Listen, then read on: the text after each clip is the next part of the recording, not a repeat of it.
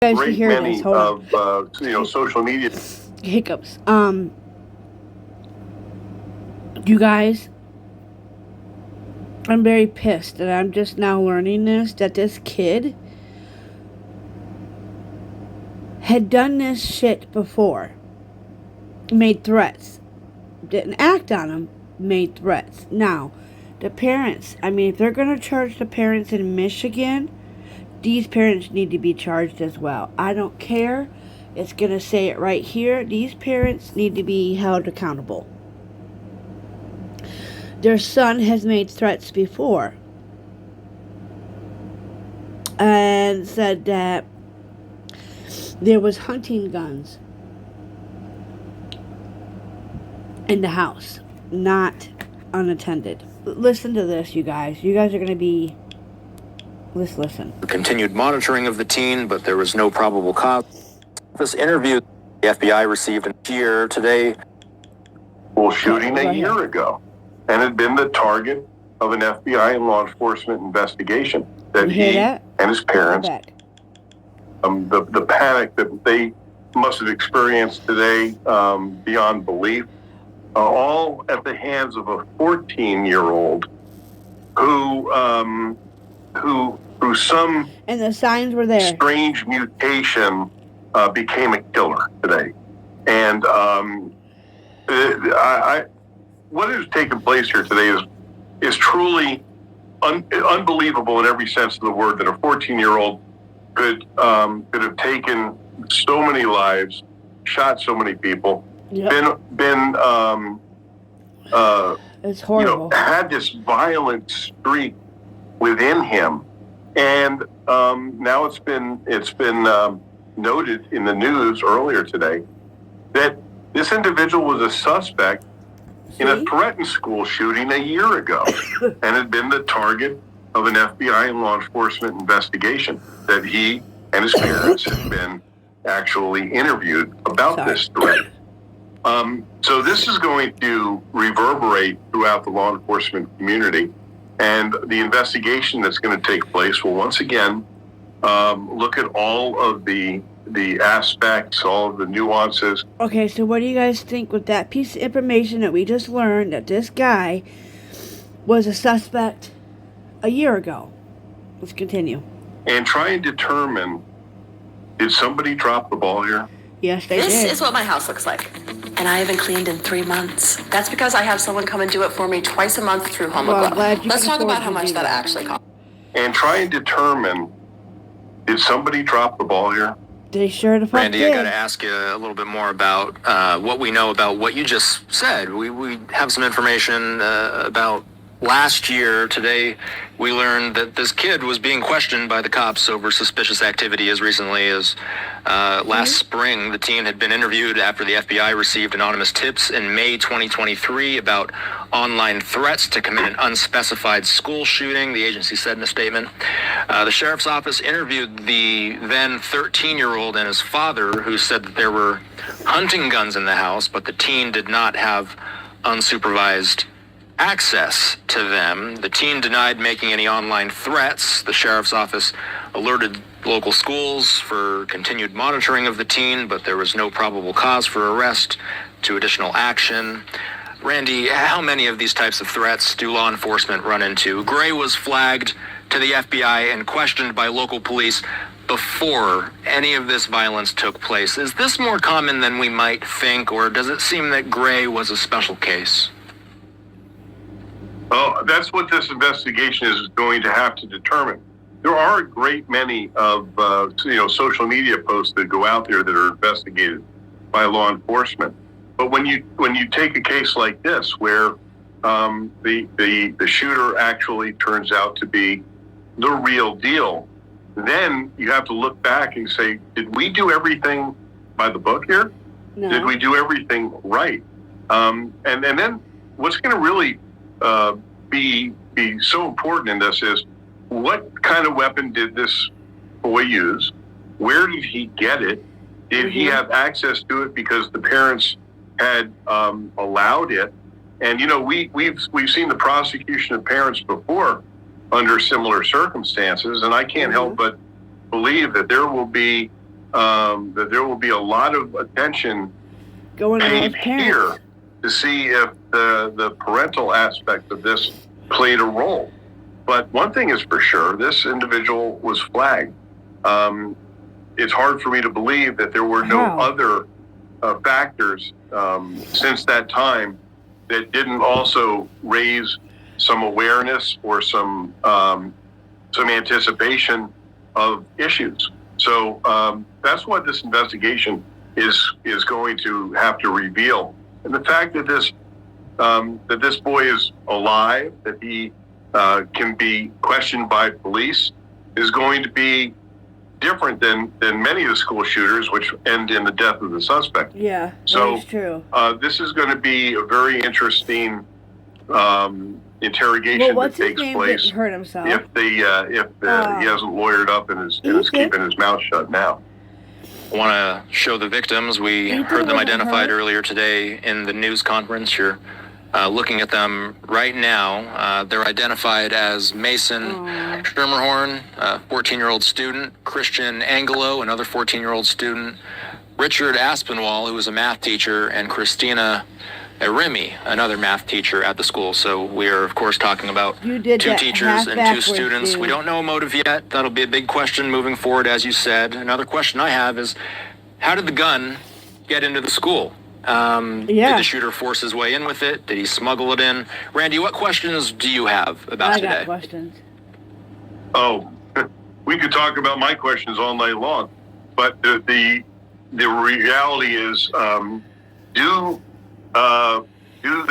does this school have security precautions in place that are adequate? The kids said they didn't have that.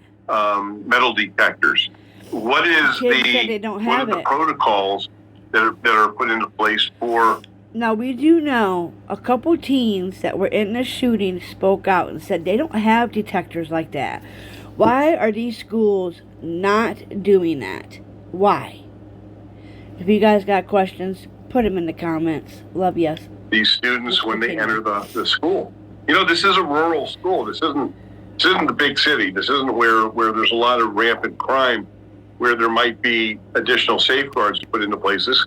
And this kid's a student at the school. Right? It doesn't matter anymore. Rather, if it's safe or not. It just doesn't matter anymore. It doesn't matter what area, where you come from. This is happening. I mean, look at Michigan. Michigan up here is a very, very... You have the ghetto of Michigan and the outskirts of Michigan and Detroit. You wouldn't want to dare to live on 8 Mile. I don't think I could even live on 8 Mile. On 8 Mile. You know how bad that road is? You guys don't know that. You guys don't see that. You guys don't get to... That's why I'm here. I'm trying to bring you guys that no matter where you live, okay? No matter where you live, what you do in your life, God has His ways of doing things that I just don't agree with, you know? God, you made all these people, right? And you're taking the good ones and not the bad ones. Like, take the bad ones, not the good ones. And I don't know why I think like that, but I do. I just think, like,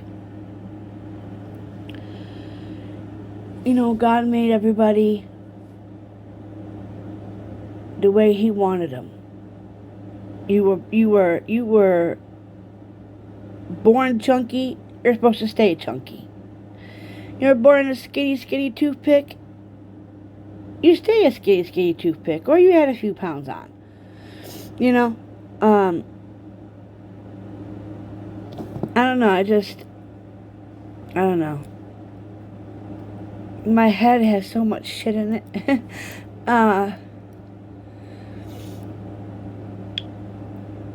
I mean, God took some good ones that I loved, and I just feel like these people are turning. Why? Like, I thought we were all supposed to be brothers and sisters and, you know, just love each other. It just seems like these kids can't go to school. They can't grow up. They can't go and do events. They can't go to school. They can't go to the library. They can't go to the grocery store. They can't go to theme parks. They can't go. We're not safe anywhere. So every day when we walk out of our homes, we go out to the grocery store, we don't know when it's going to be our last day. So my point is, we don't know. We don't know. We just don't know. Right? So, we have to cherish one another.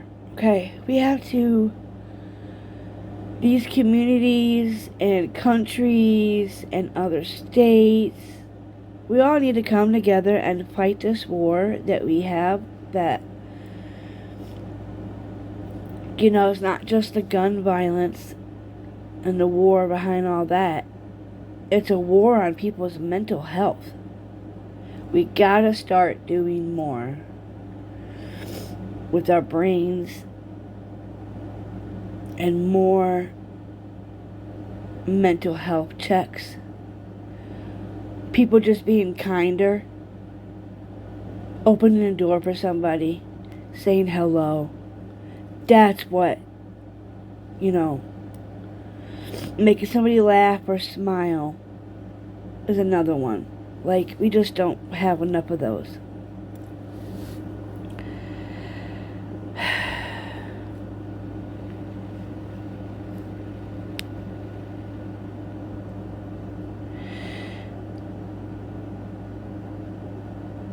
No kid should fear of going to school to learn. Such a shame it is. Let's go back. He didn't force his way in. He walked in with the rest of the students. So the question is, where did he get the gun? Yep. How did he get the gun? And where was it when you walked in? What flags did the parents possibly see? Or did other students see? Yeah. They're going to be scouring his social media. They're going to be scouring his devices. They're going to be talking to anybody that had a relationship with him to determine if there was anything missed here. It's hard to believe that this boy acted in a vacuum, that there wasn't some type of event that sparked it, and that's what law enforcement is going to have to really delve into. We'll leave it there for now, Randy. We'll be following the story closely with you all week. You guys Good night. morning. Bullied, broken, and humiliated. I just got to get my speaking down again here. My speech and everything is affecting everything, so that's why I haven't really been live. I'm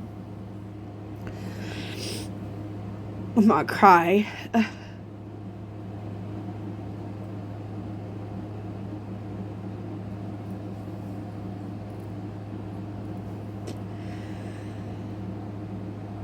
These pharmaceutical companies.